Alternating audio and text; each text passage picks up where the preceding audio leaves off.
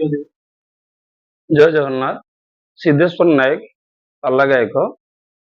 एवं भागवत टुंगी प्रचार समिति दायित्व अच्छी राज्यर एवं टांगी चौदार सभापति मसीह मु पाल्ला प्रवेश कर मोर गुरुदेव होती स्वर्गत गायक भारती मुरलीधर पृष्टि प्रथम गुरु द्वितीय गुरु गायक सम्राट वैष्णव चरण प्रधान 74 मसीह पाल्ला शिखी स्टेज कली 75 मसीह एवं प्रथम आरंभ करते मुंडमाल छक चौद्वार मुंडमाल छक तेज से जा हो तेणु संघर्षमय जीवन से समय गुरुंकर निर्देश रे सारणांग पाखरे झंकड़ सारणांग पाखरे मु अनुसरण रही सेठी 5 दिन रहिला परे मांकर आदेश रे पाल्ला को आरंभ करागला। या छड़ा पाल्ला भागवत प्रचार एवं विभिन्न प्रकार प्रवचन करिबा लेखालेखि करिबा समाजसेवा क्षेत्र रे हाराहारी 40 वर्ष धरी संपूर्ण रही एवं एथिपाई ओडिशा बाहर बेसरकारी सरकारी एवं विभिन्न प्रकार अनुष्ठान केंद्र सरकार सहित मु बहु स्थान आपणकर 100-200 बार मु सम्मानित हो पारि एवं निकट रे आमर लोककला दिनटीए माननीय ओडिशा सरकार महामहिम आमर जे कि मुख्यमंत्री मोहन चरण माझींकर हुएत यही सुंदर प्रयास माध्यम रे सारा ओडिशा रे पालन करागला ये जो ओडिया पक्षीय विशेषकर उत्कल दिवस मधुबाबूंकर जन्मपीठ सालेपुर महोत्सव आरंभ करी सारा ओडिशा रे जो पक्ष पालन करागला 1 तारिख रु 14 तारिख पर्यंत मु अनेक स्थान रे कार्यक्रम करिछि एवं पाला माध्यम रे तथा आमे सभा समिति माध्यम रे ओडिया साहित्य एवं ओडिया साहित्यर अस्मिता ओडिया जातिर स्वाभिमान संपर्क रे विभिन्न प्रकार में लोक सचेतनता करिछु एवं निकट रे चौदुआर महाविद्यालय जे कि अग्रणी शिक्षानुष्ठान अंचल मते भी मध्य उत्कल दिवस रे से डाकी थिले एवं पिलांकु मध्य उद्बोधन देइथिले पुनश्च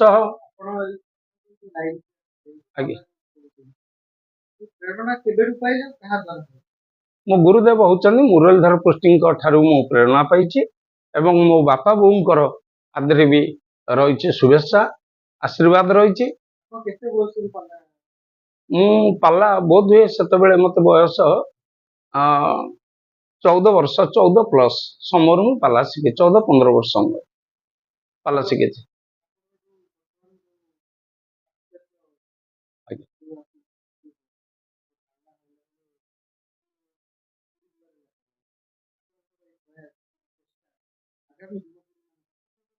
निश्चित भाव में प्रभाव पड़ो कारण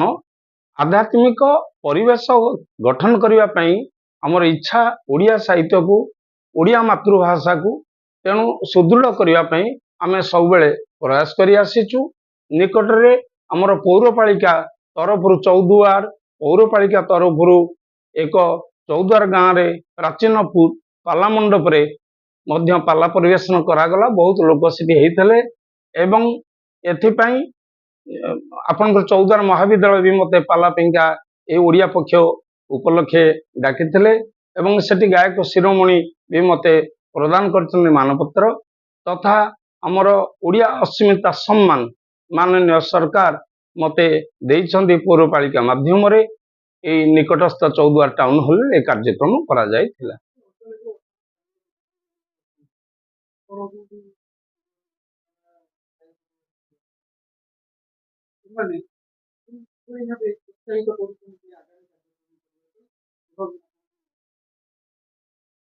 आज्ञा आपन ठीक कहते तेणु जो मैंने बुद्धिजीवी अच्छा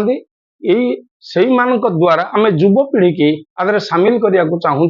लोककला बंची रहू तेणु यही लोककला जिते गुड़े गणमाध्यम अच्छी किंतु सत्यनारायण पाल्ला हूँ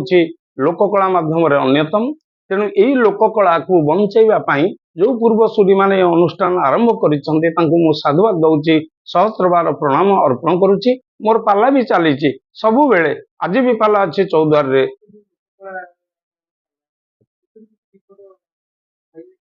ଆଜ୍ଞା ଲୋକକଳା ପାଲା ମାଧ୍ୟମରେ ଓଡ଼ିଆ ସାହିତ୍ୟ ବାଧିଲା ଜାଣି କ୍ଷମା କର ନହିଲେ ରମା ରମଣ ଦଣ୍ଡେ ଦିଅ ଟାଳି ତୁମ୍ଭଙ୍କୁ ଜଗନ୍ନାଥ ଆଜ ମୋ ମନୋରଥ ପୂର୍ଣ୍ଣ କରିବି ଦେଇ ଗାଳି ହେ ମହାପ୍ରଭୁ କରୁଣା ସିନ୍ଧୁ ବୋଲି କହି କହନ୍ତି ବୁଦ୍ଧେ ଡରି ମରି କାଳ ସର୍ପ ଆପଣଙ୍କ ବଳ କଲ ପ୍ରାଣ ପବନ ମାନଙ୍କ ସବୁରି ହେ ମହାପ୍ରଭୁ। ତେଣୁ ବାଦ୍ୟଯନ୍ତ୍ର ହେଲେ ଟିକେ ଆହୁରି ସୁନ୍ଦର ହୁଅନ୍ତା। ଯାହା ହଉ, ତେଣୁ ଏଇଭଳି କାର୍ଯ୍ୟକ୍ରମ ଆମର ସଙ୍ଗୀତ ଭିତରେ ଆମେ ହଜି ଯାଇଛୁ।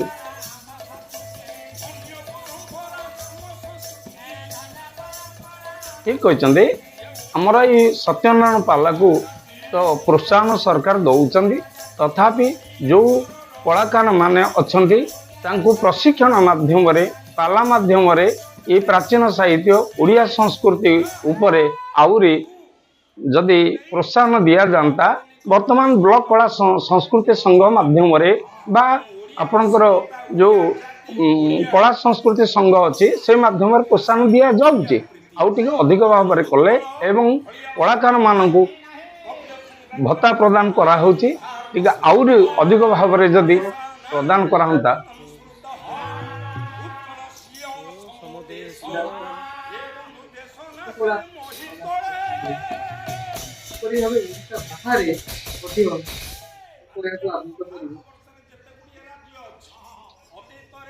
ଓଡ଼ିଶା ବାହାରକୁ ମୁଁ ତ ନିଜେ ଯାଇଛି, ଓଡ଼ିଶା ବାହାରେ ବି ପ୍ରୋଗ୍ରାମ କରି ଆସିଛି।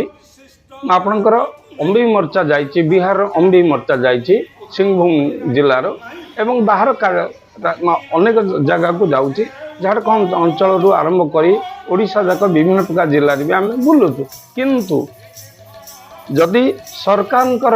ଏଇ ଲୋକକଳା ମାଧ୍ୟମରେ ଆମେ କିଛି କଳାକାର ବାହାରକୁ ଯାଉଛନ୍ତି ଦେଶ ବିଦେଶକୁ, କିନ୍ତୁ ଅନ୍ୟ କଳାକାରମାନଙ୍କୁ ସେଇଭଳି ତାଲିମ ପ୍ରାପ୍ତ କରି ବାହାରକୁ ଯଦି ନିଆଯାଆନ୍ତା ଭଲ ହୁଅନ୍ତା। ଏବଂ ଇଏ ସତ୍ୟନାରାୟଣ ପାଲା ବଞ୍ଚିଛି, ବଞ୍ଚି ରହିବ, ଏଥିରେ ତିଳେ ସନ୍ଦେହ ନାହିଁ। ଇଏ ଏମିତି ଗୋଟିଏ ଗଣମାଧ୍ୟମ, ସମସ୍ତେ ଆଦରୁ ଆବାଳ ବୃଦ୍ଧ ବନିତା ପିଲାଠୁ ବୁଢ଼ା ପର୍ଯ୍ୟନ୍ତ ସମସ୍ତଙ୍କର ଶିକ୍ଷା ଅଛି। ଏବଂ ଇଏ ଗୋଟିଏ ଆଧ୍ୟାତ୍ମିକ ଅନୁଷ୍ଠାନ। ଏ ଜୀବନ ମୁକ୍ତି ସହିତ ଜୀବନଚର୍ଯ୍ୟା ପାଇଁ, ଜୀବନ ଚଲାପଥ ପାଇଁ ତାହା ଉପାଦେୟ ସାହିତ୍ୟ, ସଂସ୍କୃତି, କବି, କଳାକାର, ବିଭିନ୍ନ ପ୍ରକାର ଆମେ ଗୀତାର୍ଥ ନର୍ତ୍ତନ ବାଦ୍ୟ ମୁଦ୍ରା ମସ୍ତକ ଚାଳନ ତାନ ମାନ ଲୟଂ ଚୈବ ଇଏ ନବରସ ସୁଗାୟକ 9ଟା ରସକୁ ପରିବେଷଣ କରିବା ସହିତ ଗୀତା ଭାଗବତଠୁ ଆରମ୍ଭ କରି ବେଦ, ଉପନିଷଦ, ଛାନ୍ଦ, ଚୌପଦୀ, ବିଭିନ୍ନ ପ୍ରକାର ଅଷ୍ଟାଶର